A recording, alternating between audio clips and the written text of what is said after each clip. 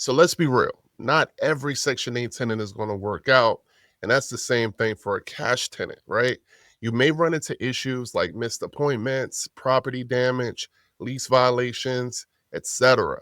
But what separates successful landlords from struggling ones is simply how they respond. So in this video, I'm going to walk you through how to handle bad Section 8 tenants without losing your rent, your sanity, or control of your property.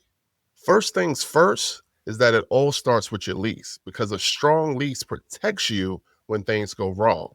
And that means having clear clauses around maintenance, different tenant responsibilities, guest policies, payment expectations, and just overall communication timelines. Too many landlords rely on the housing authority to handle discipline, and that's simply not their job. Your lease is your contract with the tenant, and you need to make sure that you document it accordingly, right? Regardless of who's paying the rent. So if the tenant violates it, you now have leverage to take proper next steps, and that's really important. So now let's talk about documentation a little bit more. Now, if a tenant just straight up stops maintaining the unit, they let guests overstay or they start missing payments in general, you need to document that. You need to take photos, you need to keep emails, you need to save texts. This isn't about being confrontational. It's about simply building the case that you may need, right?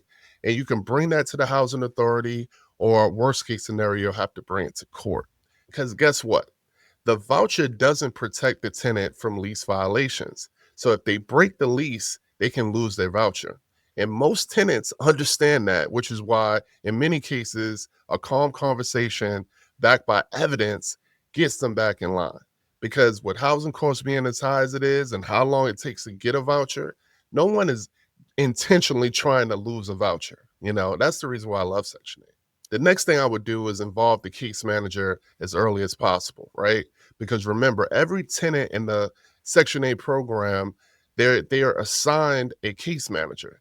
Now they might not be, super responsive, but they do have a case manager, and you would need to get them involved to make sure that they have a understanding of what's going on, right? You send a professional, factual email, not an emotional email, outlining the concerns, reference your lease, and describe the clause that it's currently violating, right? You document that. The case manager may issue a written warning to the tenant, or they might mediate the situation between both parties, right? Most tenants do not want this drama. Trust me. They just need a little reminder that their voucher is on the line. And when that happens, they typically get back in order. But what if that doesn't work, right?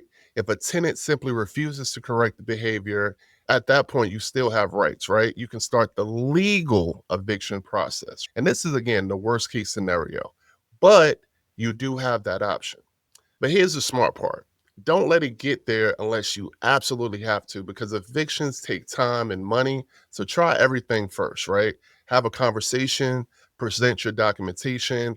Again, have the case manager be involved. But if those don't work, you have to follow through with the local laws and get your unit back. And, just take an L at that point, and let the housing authority know as well. They'll document it. It'll be on that tenant's permanent record, right? So they probably will either, lose their voucher, and maybe they don't care at that point.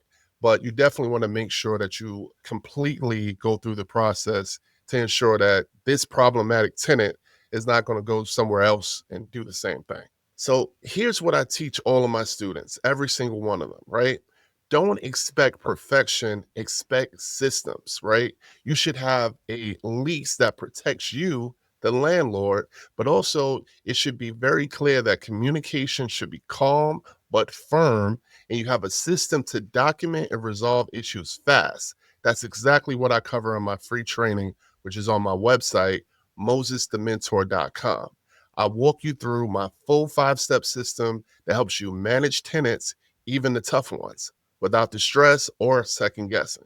Because Section 8 investing doesn't mean giving up control. It means working smarter, not harder, but staying organized and knowing what to do when things go off track.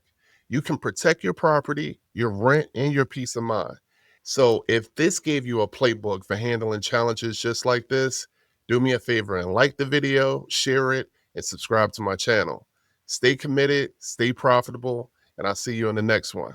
Peace.